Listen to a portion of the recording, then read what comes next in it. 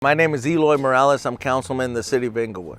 My family, they came in the late 60s. My mom and dad, they were married in a small town in Michoacan, which was called Tenteparacua, Michoacan. And they came here back in the late 60s. They've done a really good job of sharing where they come from. And kind of, our small town is so small and so many talented people have come out of there. And I always am amazed how much my generation here, and there's plenty in Inglewood and Southern California who were first generation from that town, and we all love that town. It's like you claim it, right? And so they did a good job of that. So if I had to learn something about it, I would love to learn what is it that we can do to encourage folks to stay and survive. What did I learn from my mom if I had to point at something? And I'll tell you that courage, man, let me tell you, courage and taking a risk to improve, I learned from my mom. You know, when you come from a small town, you know, it's tough to get the courage to go to actual classroom and try and learn English. She did that to try and improve. Could you imagine? I mean, I grew up going to the doctor with her or my dad and translating for them. You know what I'm saying? Like, imagine that, you being a mom and your 8-year-old has to translate for you.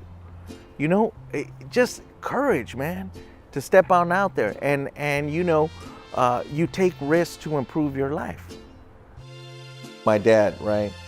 Eloy Morales Sr., when he came from Mexico, he started with this kind of Mexican marching band.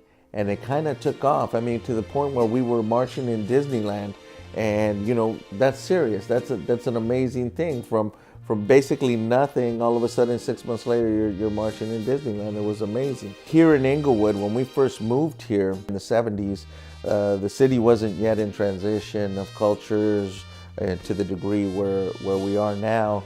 Early 80s, it started really becoming, and when that happens, there's a necessary role for somebody. Somebody has to exist to be an ambassador, for lack of a better term, in terms of moving us into that era. And you know, I always saw my dad as that, looking back on it. Celebrating Hispanic Heritage Month is something that is necessary. It's necessary not only because we're in a different country, but because it's our opportunity to share our cultures with each other. If I could pass on everything, you know, I told you the story the other day about how my dad showed up to one of my parent meetings in St. John's, wearing a gabán, which is like, you know, you guys probably refer to it as a poncho, right? Had his maintenance uniform, like I said, and then with his keys, and you know, and then he put on the poncho, and you know, he shows up to the meeting, and I'm out there with my friends outside the meeting, and you know, they let me have it, boy, and you know, and I'm like, Pops, really? How could you, man, right? But then I thought about it and I go, you know, here's my dad, 2 jobs, comes home, drops his stuff off and doesn't sit down to eat, just puts his poncho on and out to my meeting. It was beautiful, right? But I didn't see it back then, I see it now. And those are moments that my kids can overcome because, you know, I skipped that. We are better now. We have more now, I should say. And so there are certain things that they won't see, but I would like for them to see the commitment that our culture has to family.